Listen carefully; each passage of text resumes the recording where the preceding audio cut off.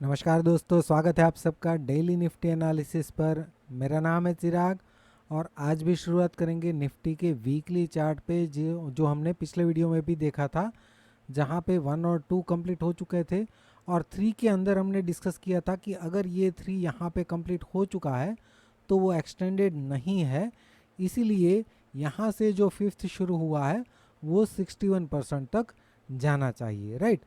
अब अगर मान लीजिए कि ये वेव 3 यहाँ पे पूरा नहीं हुआ है और वेव 3 के अंदर ये 1 2 3 4 कंप्लीट हुआ है, तो ये वेव 5 जो है वो थर्ड का वेव 5 होगा और वो जो थर्ड का 5 जो है वो 25,000 के आसपास जो है वो कंप्लीट होना चाहिए, राइट।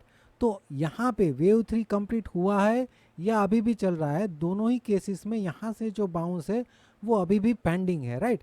तो यहाँ से जो बाउंस है उस पर हम फोकस करते हैं कि वो कहाँ तक पहुँचा है और कितना ऊपर जा सकता है। तो यहाँ से जो बाउंस है उसको अगर हम और एक और चार्ट में देखें, ये 15 मिनट चार्ट है, तो इस बाउंस को एनालाइज करें तो ये 1 और 2 कंप्लीट हो चुका है। पिछले वीडियो में हमने समझा था कि अगर यहाँ पे 3 कंप्लीट अगर हम मान ले तो ये रिट्रेसमेंट 23% भी नहीं हुआ है।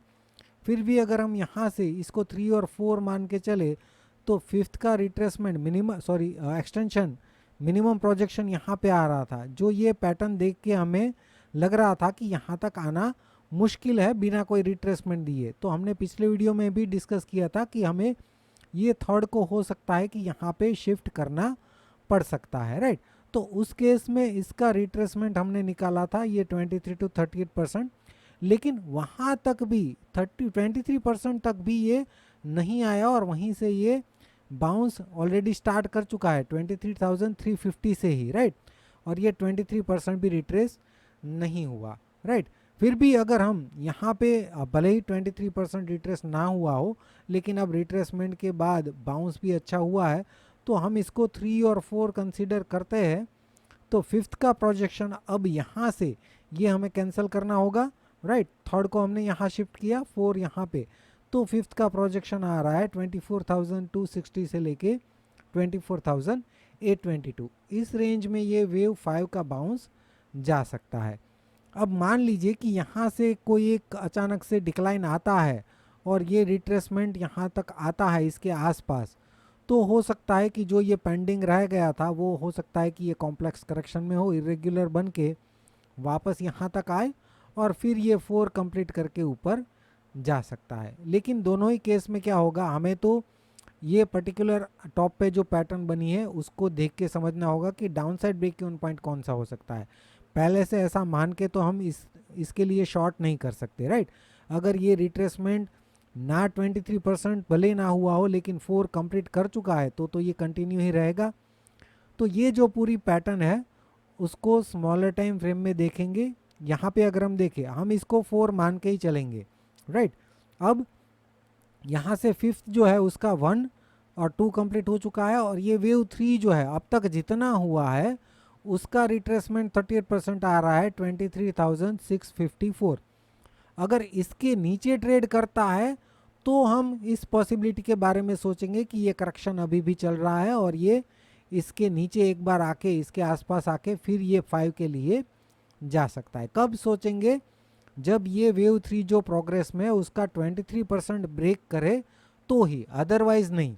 अदरवाइज हम वेव 5 प्रोग्रेस में ऐसा ही मानेंगे और इसके अंदर 1 और 2 कंप्लीट हो चुके हैं और उसका जो थर्ड है उसके अंदर भी 1 2 और 3 का प्रोजेक्शन निकाले तो 161% से ये थोड़ा रह गया है। हो सकता है कल ओपनिंग में ही ये 161% के ऊपर चला जाए, राइट। तो ये 161% के आसपास थोड़ा ऊपर जाके फिर ये 1 2 3 और 4 रिट्रेसमेंट देगा और फिर से फिफ्थ के लिए जाएगा और वो जो फिफ्थ कंप्लीट होगा यहाँ पे वो क्या होगा, एक्चुअल में ये थर्ड कंप्लीट होगा।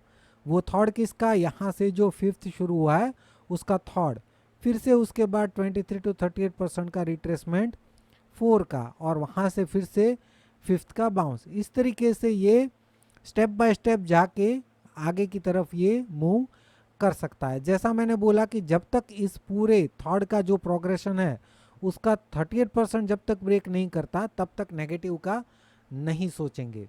तो स्ट्रेटजी क्या रहेगी, ये वेव 5 के अंदर हम 1 और 2 के बाद थर्ड का 161% देखें तो 23,828 बता रहा है, राइट। और इस थर्ड का जो प्रोग्रेस है उसका रिट्रेसमेंट 38% आ रहा है 23,654।